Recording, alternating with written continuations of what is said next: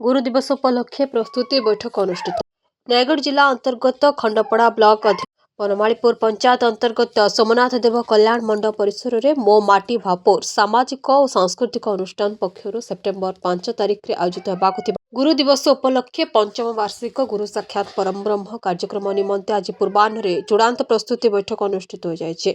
समाजसेवी विजय कुमार त्रिपाठी संयोजना क्रमे गुरु साक्षात परम ब्रह्म कार्यक्रम सभापति शिक्षाविद रवीन्द्रनाथ पट्टनायक पौराहित्य उक्त बैठक अनुष्ठित होता। उक्त बैठक में भापुर ब्लॉक पूर्वतन अध्यक्ष शिवप्रसाद षडंगी अवसर प्राप्त प्रोफेसर प्रफुल्ल कुमार महांती भापुर वरिष्ठ नागरिक मंच सभापति लक्ष्मीधर सामंतराय शिक्षाविद वैकुंठनाथ दास वरिष्ठ संगठक निरंजन सुबुद्धि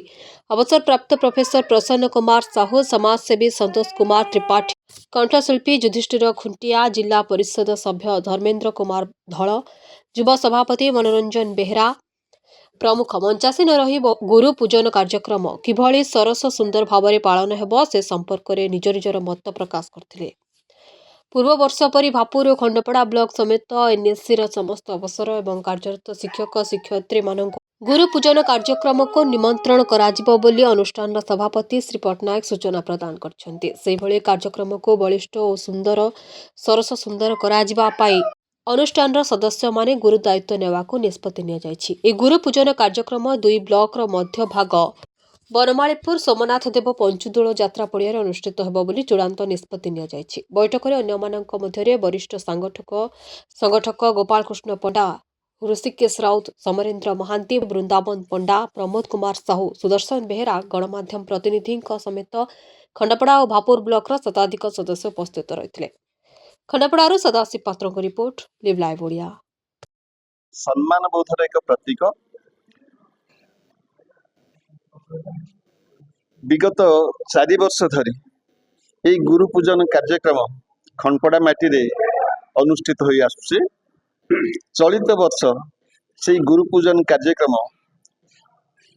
यही सोमनाथ देव मंदिर प्रांगण रे अनुष्ठित होगापाई आज विभिन्न पंचायत खंडपड़ा निर्वाचन मंडली विभिन्न पंचायत जो प्रतिनिधि मैंने आसी खूब आंतरिकतार सहित ये कार्यक्रम को सफल करने से माने वज्र शपथ नहीं एवं ता निश्चित भाव में पूर्व वर्ष मानक अपेक्षा चलित वर्ष आहुरी जे सरस सुंदर हेबो शिक्षा प्रति शिक्षक मानक प्रति एवं समाजर विभिन्न क्षेत्र में जो माने से मानकर पांडित्य बल से मानकर दक्षता बल से मानकर कला एवं संस्कृति क्षेत्र में हो बा विभिन्न वैषयिक क्षेत्र में हो जो माने दक्षता अर्जन करछन्ते एवं नूतन नूतन छात्र प्रतिष्ठा करछन्ते से समस्त को सम्मानित करा जेबार प्रस्ताव मध्य ग्रहण करा जायछि। पचन गुरु साक्षात परम चूड़ांत प्रस्तुति बैठक सभापति हिसाब से चलित वर्ष केମିତି आपण आयोजन करिवे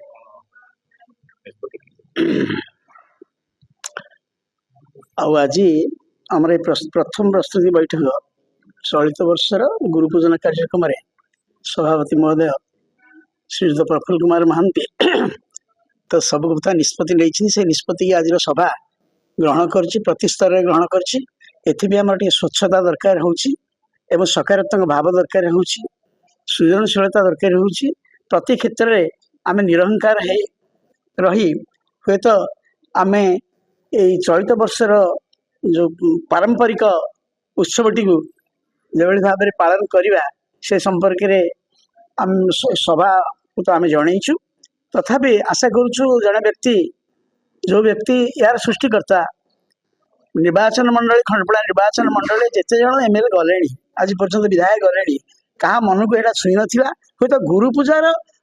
जो प्रकार परंपरा रही पूज्यपाद परंपरा रही पूज्य पूजार